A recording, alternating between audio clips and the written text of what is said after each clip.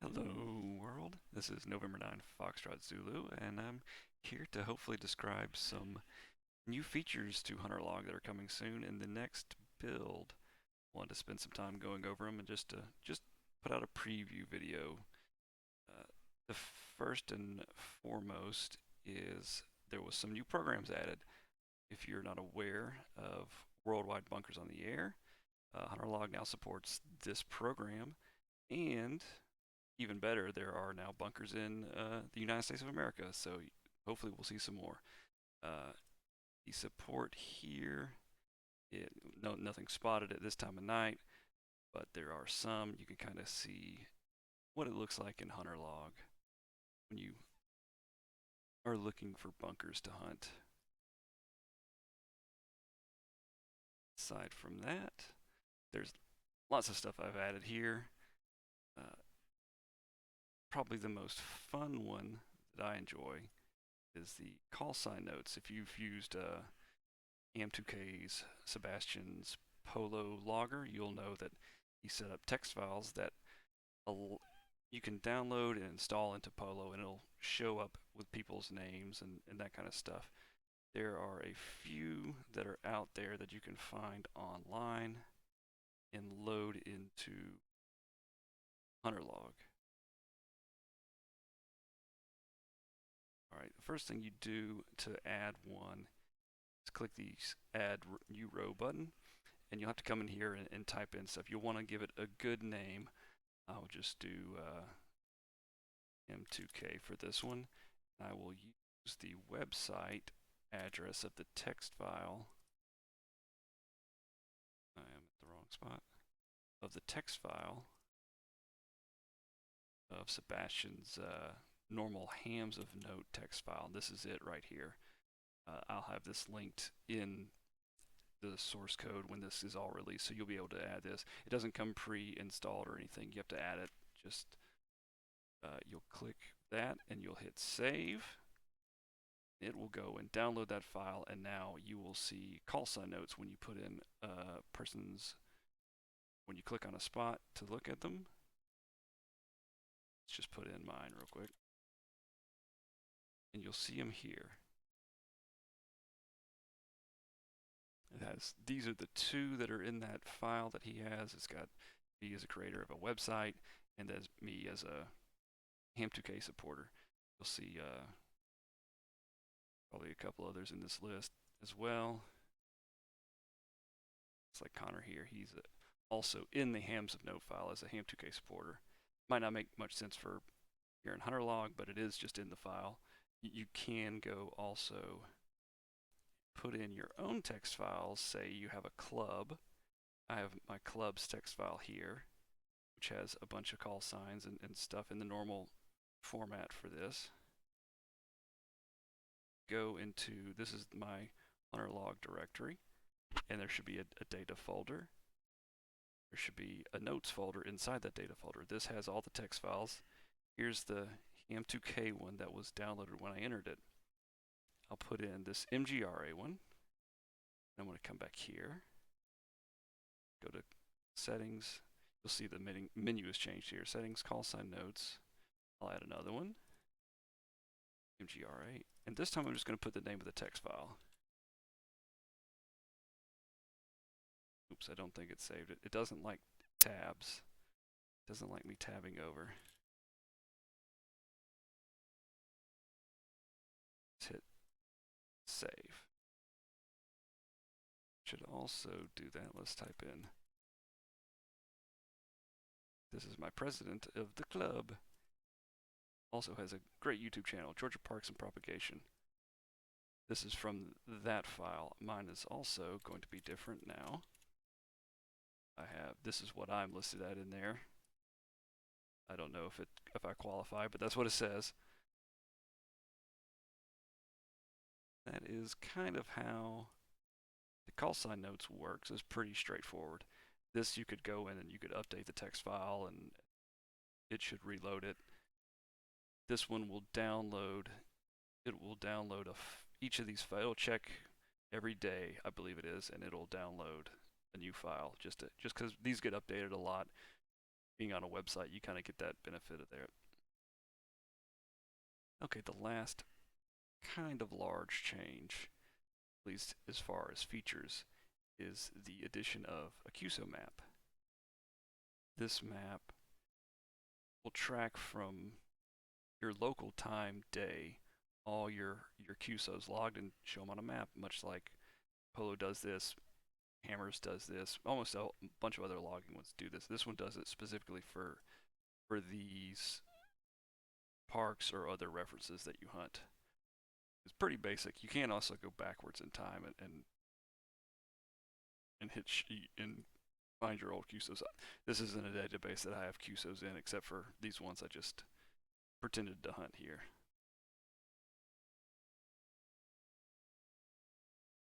Probably the next good change, which will help out people coming into Hunterlog and loading in their statistics for whatever references they've hunted, whether they're summits or parks or even bunkers. It's also supported here. In the stats menu, what used to be called park stats has now been renamed to hunt stats.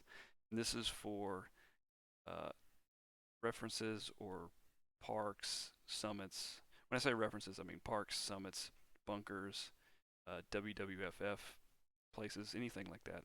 Those references, usually the programs will provide some sort of file you can download that tells you what all you've hunted. This interface here lets you pull those in, and it kind of gives you some instructions on how to get to them, because I wanted to add the documentation right here into Hunterlog, so I wouldn't have to refer back to some website. Anyway, if you don't know how to do them, you can come up here and you'll go through each of these steps, and it'll kind of tell you step by step what to do with your files. Like POTA, go to the My Stats page, go click Export CSV to get hunterparks.csv. You can drag and drop it, or you can click Browse. Got a few of the files here.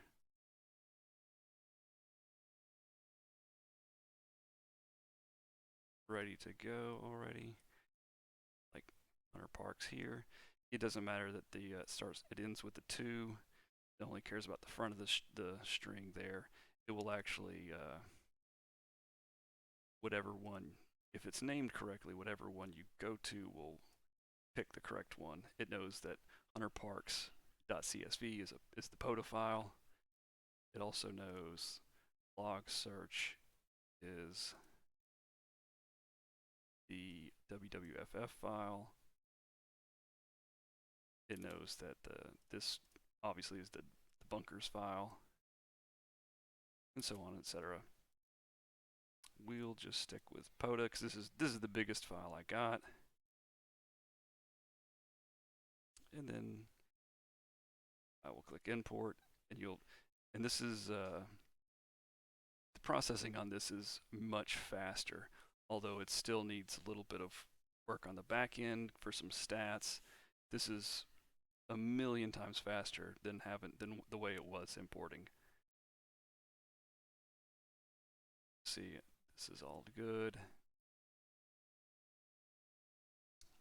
And we can even say, I've already loaded these in here once, so all these parks, I started with a blank database, so now it's loaded in all my hunts here, at least for POTA. Do the same. I don't think I've hunted any of these, so it's probably not in any of these files. And for BOTA, and for SOTA, and for WWFF. All 4 of those programs are supported. Speaking of those programs, in the configuration, which is a little bit different now, layout, there is a programs tab. If you, for whatever reason, you don't want to worry about bunkers on the air at all, you don't want it to download that file, you don't want to show those spots, you can come and disable it here. Same WWFF, SOTA, POTA, you can disable any of them that you want if you don't care about them. And any programs that are added in the future should be the same way.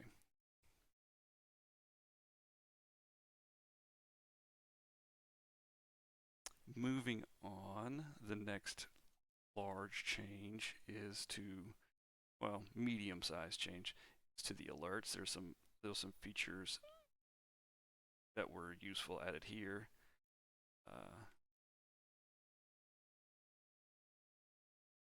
We'll just put in some whatever data. If you don't want to put in a location, you can just look for call signs. You can have, say, your favorite activator is out there and you want it to show you on the screen when he is on the air. You can put that in here. It will show you that. Also, I kind of put some documentation here about how these new filters work for excluding the bands above and below. Now, say I'm in Georgia and I am trying to hunt all the Georgia parks, which I am. I usually would come here and I would say I want to exclude all the bands above 20 meters because I mean I'm probably not going to hear them on 20 meters or 15 or 17 or 10. So what this will do is if I put 20 meters here, I will only get spots or alerts for activators on 30 meters and below. It will not show me alerts on 20 meters and above. And conversely, if I was putting in like, say California or Washington, I might say, you know what, I really don't care if someone in Washington is on 80 meters or below or 40 meters or below. Probably won't hear, well, or 60 meters or below. It's the same thing there. It will, if it's on 40 meters or below, won't show the alert.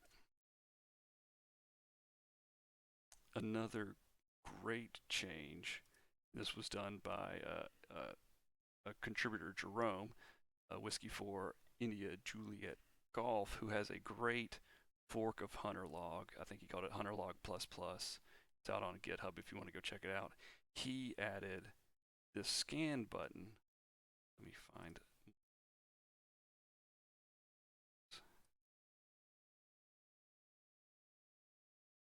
Can't really see what this is doing. I guess there's no one on CW tonight.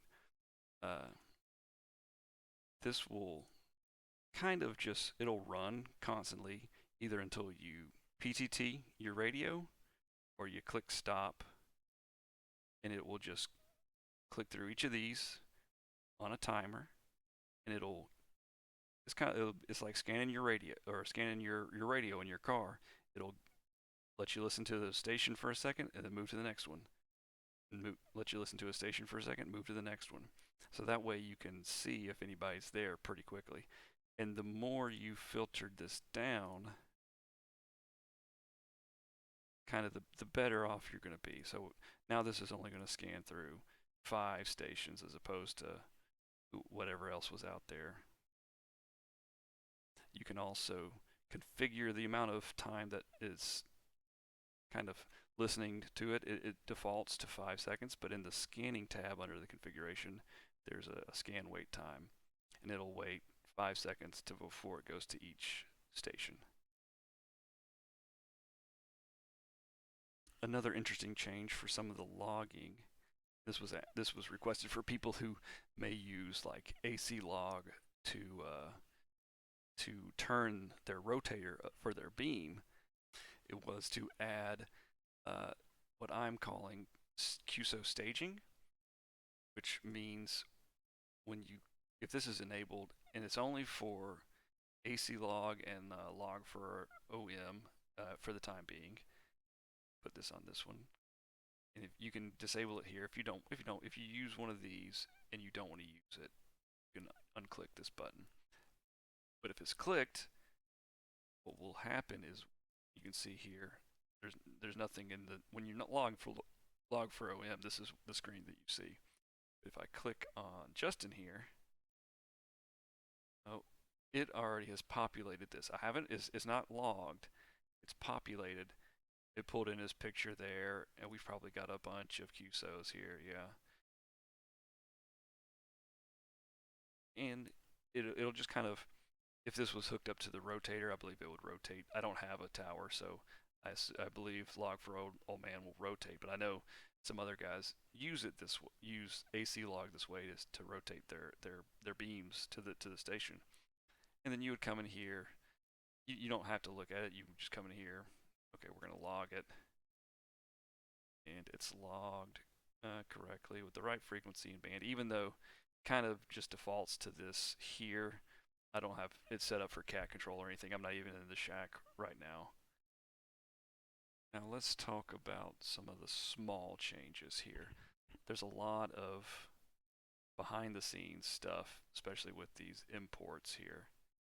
You can tell these are kind of small changes, even though they make a lot of difference. A lot of places where it said park, it now says reference because it's no longer just specifically about parks. A lot of these icons got changed for all the program support is better for future expansion of Hunterlog.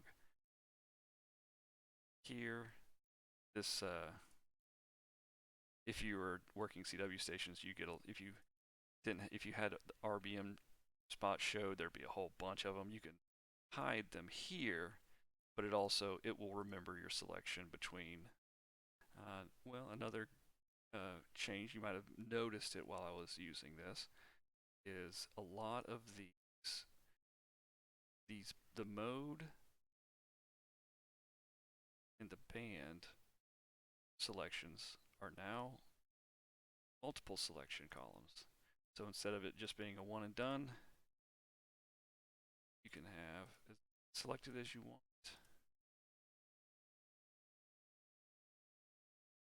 Click none, get rid of it.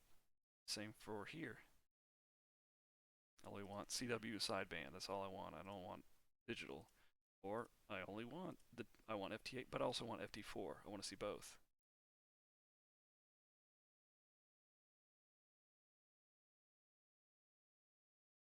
Same for the continent, etc.